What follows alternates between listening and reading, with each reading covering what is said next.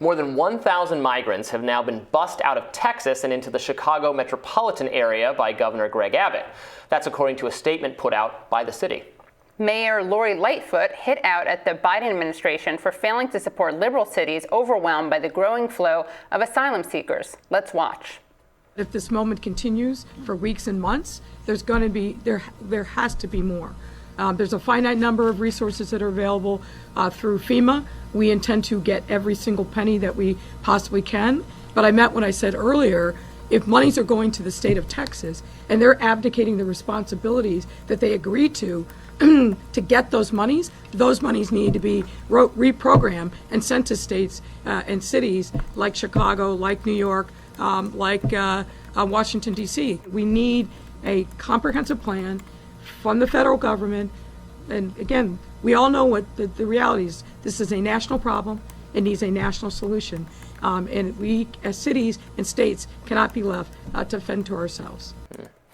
So I think now I've been very critical of Lori Lightfoot in the past. I mean, most of it on COVID policy and actually some of her own policing policy. Yeah, but you probably have been as well. Yeah. I think she raises some valid points there. It is a little odd kind of leaving cities and states to fend for themselves on immigration policies. Now, that said, I am irritated by the kind of idea that has developed among some Team Blue forces or the Martha's Vineyard crowd. They're like, oh, well, these immigrants they want all the immigrants to be able to come to our country. They are totally against the border concerns that people in Texas, et cetera, are raising. And then they're like outraged that the immigrants are free to move about the cabin, which they are. People seeking asylum are now in the country legally until their asylum claims are adjudicated, which could be years from now.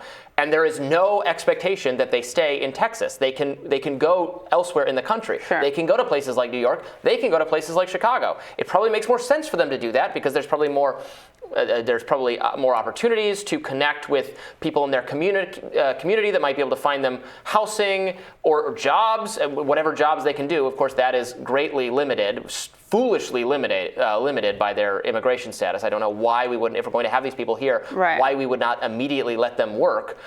But so it's a frustration. You can't, like the people coming who came from Europe to Ellis Island, we're not going to stay on Ellis Island. Yeah, that would have been very uncomfortable. They didn't necessarily have to stay in New York, although obviously New York became a home to bustling immigrant communities. They went elsewhere. I mean, my ancestors ended up in Michigan, the state of Michigan. So sorry about that. Yeah. I think that the Martha's Vineyard thing is they obviously they're not well resourced for this, right? So I don't think it's just like liberal hypocrisy. I mean, there is a lot of liberal hypocrisy out there. But I do think that, putting people there, what I think is so funny about this story is that I don't think they imagine the right-wing governors that they'd help Democratic mayors leverage more, leverage the feds for more welfare. Mm-hmm. Which is a kind of funny thing to see happening. It is funny. And also, it is true that the ghost flights was becoming like, oh, what is that? Is that a made-up right-wing thing? No, the Biden administration puts migrants on buses and planes all the time to move them elsewhere.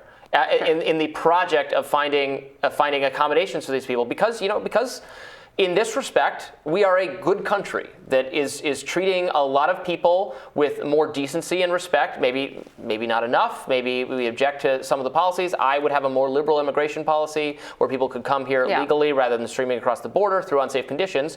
But we are taking these people and we are making a good faith effort to find housing for them. It's a lot better than they were getting clearly in the countries they were in before they came here, because they are coming here for economic opportunity and security, and I'm not trying to be like a rah-rah patriot American thing, but I mean, and then we are doing well by them. I mean, of course, some of our policies created instability that from which they're fleeing, but Absolutely, and we should address those policies and end them. I know we had a debate with I debated a literal communist, someone maybe just slightly to your, just a little bit. Left, but to my right. to your right. I mean, you're the actual literal communist. But I agreed that, he's probably, I don't think that guest was Nick. That was his name. He wasn't super familiar with all my political positions, so he was, indicting like the sanctions and everything and the embargo on Cuba. I'm against all those things anyway.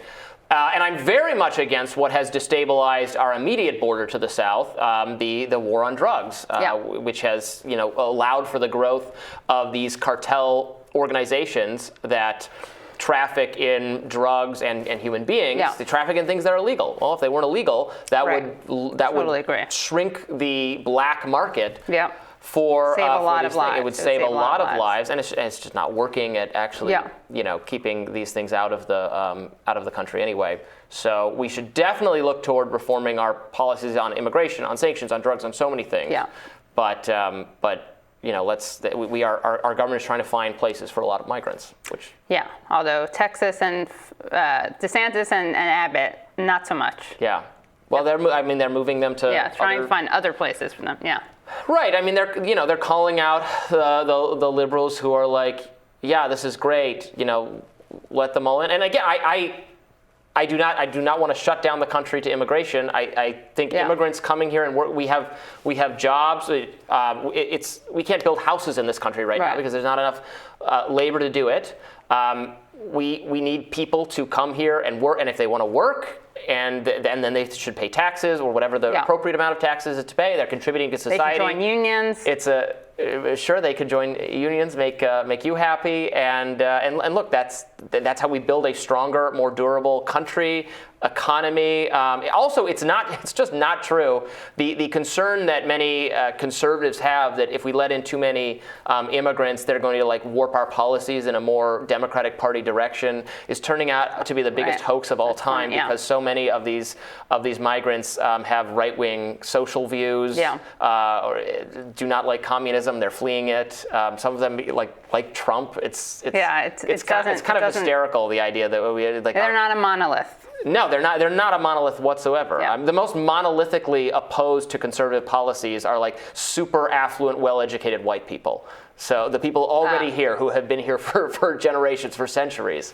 So let's be honest about what demographic change represents. It does not necessarily represent that there will be a permanent majority for the Democratic Party, which is a fear that Republicans have had that has motivated, I think, so much of the recent opposition to immigration.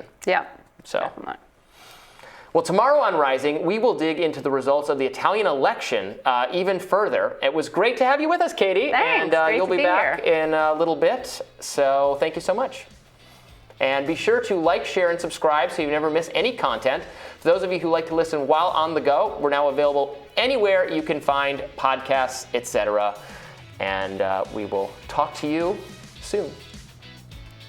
Bye.